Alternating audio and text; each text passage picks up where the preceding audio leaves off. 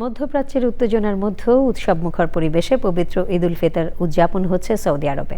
মক্কার পবিত্র কাবা ঘরে ঈদ জামাতে অংশ নিয়েছেন বাংলাদেশ সহ বিভিন্ন দেশের 25 লাখেরও বেশি ধর্মপ্রাণ মুসলমান। পরিবর্তিত পরিস্থিতিতে প্রবাসীদের সর্বোচ্চ সতর্ক থাকার আহ্বান জানিয়েছে বাংলাদেশ কনস্যুলেট।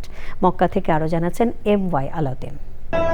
ধর্মীয় ভাব গাম্ভীর্যের মধ্য দিয়ে মধ্যপ্রাচ্য সহ বিশ্বের বিভিন্ন দেশের পবিত্র ঈদ উল ফিতর উদযাপন করছে মুসলমানরা। মধ্যপ্রাচ্যে চরম উত্তেজনার মধ্যেও কাবা ঘরে আজকের ঈদ জামাতে বাংলাদেশ ও বিশ্বের 116টি দেশের 25 লাখের অধিক ধর্মপ্রাণ মুসলমান অংশ নিয়েছেন। সামিআল্লাহু লিমান হামিদা, আল্লাহু আকবার, আল্লাহু আকবার। আসসালামু আলাইকুম। মক্কা থেকে আমি ঈদ মুবারক বলছি। ঈদ আসলে খুব আনন্দের একটা দিন সব মুসলমানের জন্য, এবং এই আনন্দ লক্ষ কোটি গুণ বেড়ে যায় যখন আমরা এই আল্লাহর পবিত্রতম স্থানে দাঁড়িয়ে ঈদ উদযাপন করি।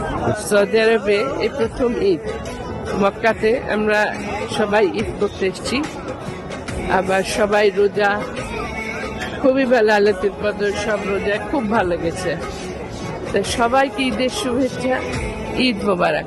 আল্লাহ যেন আমাদের সবাইকে ভালো রাখে। পরিবার পরিজন ছেড়ে প্রবাসীরা আনন্দ ঘন পরিবেশে ঈদ উদযাপন করছেন। তবে অনেক প্রবাসী ঈদের দিনেও কর্মব্যস্ততা সময় পার করছেন।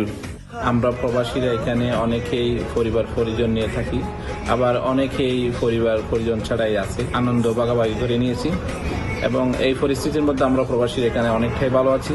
প্রবাসীদের আনন্দঘন পরিবেশে ঈদ উদযাপন ও বর্তমান পরিবর্তিত পরিস্থিতির মধ্যে সর্বোচ্চ সতর্কতা অবলম্বন করার আহ্বান জানিয়েছেন কনসাল জেনারেল মোহাম্মদ সাখাওয়াত হোসেন। ভাই বোন থেকে দূরে আছেন, স্বাভাবিকভাবেই আপনারা একটু কষ্টে সেভাবে ঈদটা হচ্ছে না। চলমান এই পরিস্থিতিতে আপনারা সবসময় সৌদি আরবের আইনের প্রতি শ্রদ্ধাশীল থাকবেন এবং যে কোনো প্রকারে গুজব এড়িয়ে চলবেন, এবং বিশেষ করে সামাজিক যোগাযোগ মাধ্যমে কোনো প্রকার ভিডিও ছবি আপলোড করবেন না।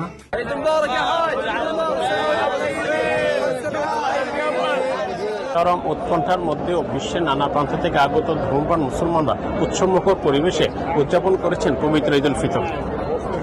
সবকিছুকে ছাপিয়ে ঈদের আনন্দ ভাগাভাগি করে নিয়েছেন বিশ্বের নানা প্রান্ত থেকে আগত ধর্মপ্রাণ মুসলমানরা।